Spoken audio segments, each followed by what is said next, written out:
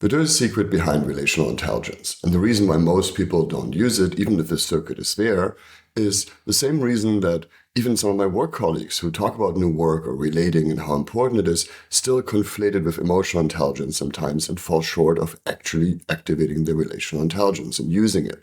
And I know I do too, plenty. And the reason behind it is that if you really want to relate, you have to come from a place of wholeness. Right? I already quoted Arthur Fromm in one of my previous posts, who said that the paradox of love is that in order to love, you have to be alone first. Right? You have to be separate and you have to acknowledge that separation. And that's a little tricky, right? But there's this beautiful term called holon. Holon was coined by Arthur Koestler, and he describes it as something that's whole and at the same time part of something bigger that's also a whole. Right? For example, think about the cells in your body. All the cells in your body are whole. If they weren't, your body wouldn't function so well. Right? At the same time, these same cells also form, for example, organs. Right? For example, your liver. Right? So these cells that are whole in themselves also become your liver, which again is whole in itself. Otherwise, it wouldn't function so well. Right? And that in turn is part of your whole body, another whole. Right? So there's these levels of wholeness, and each of them is whole at their own level, but then whole and part of something bigger than themselves. Right? And this is the trick here, right? If we really want to relate to someone, we have to come from a place of wholeness. For example, if your physical needs aren't met, or you aren't purposely frustrating them, and I'll get back to that, right? Then your physical needs aren't met, you're not going to relate properly to someone else. You're going to come from a place of neediness, right? Same goes with your emotional needs. If I want safety, if I look for something outside of me to make me whole, if I look for something outside of me to give me a sense of safety or certainty, right, I already lost the game. Right? And this is the problem when we want certainty from something, right? Whether it's a new job or a title or money in the bank account or a politician or anything else that we look outside of ourselves for to get a sense of safety, right? And it's same with, self-esteem. If our self-esteem isn't met, right? If our self-esteem needs aren't met or purposely frustrated, right? Then I'm still going to look for someone else to validate me, right? To give me the sense that I'm okay. It might be, again, the job, the partner, the new product that is being peddled at you. Right? This is what marketing uses all the time. They use a sense of brokenness. They use a sense of not whole in order to sell you things so that you think you might feel whole when you get them. Right? But again, the tricky part is to know that you are whole to begin with. And I mentioned that you might have to frustrate your desires, right? That's the whole path of alchemy, right? For example, when you're fasting, you might be hungry, but you're choosing to not eat. Right? And then you're choosing to not eat, you're in conscious relationship with your body. Right? I talked about how we have to relate to ourselves first before we can relate to someone else as a leader. All right?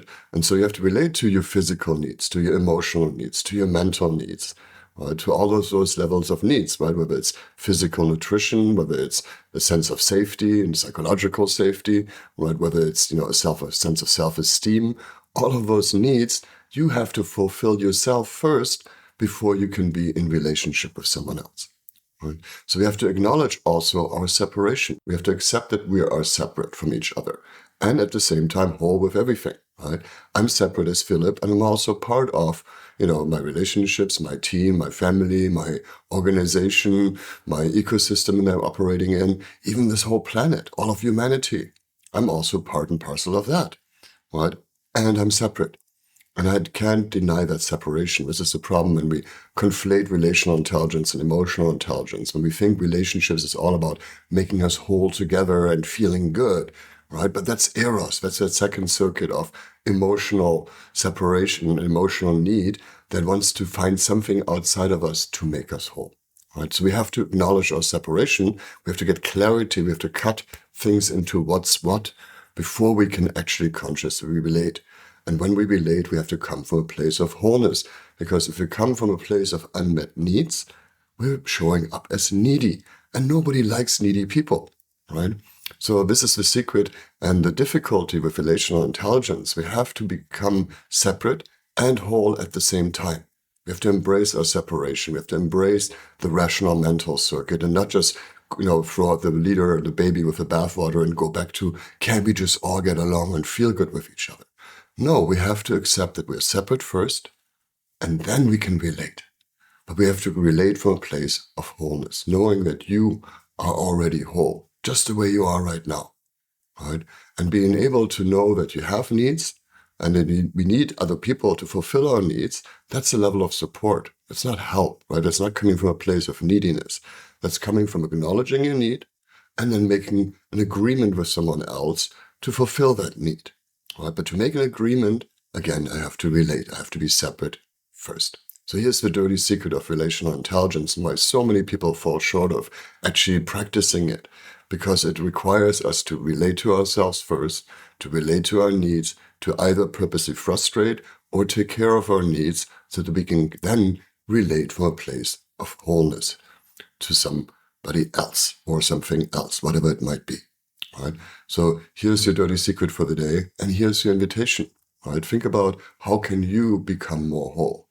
How can you, in all of your relationships, come from a place of wholeness, right? Where you take care of your needs or you purposely put them in place so that you can then relate not from a place of neediness, but from a place of wholeness. And all of your relationships will get better as a result.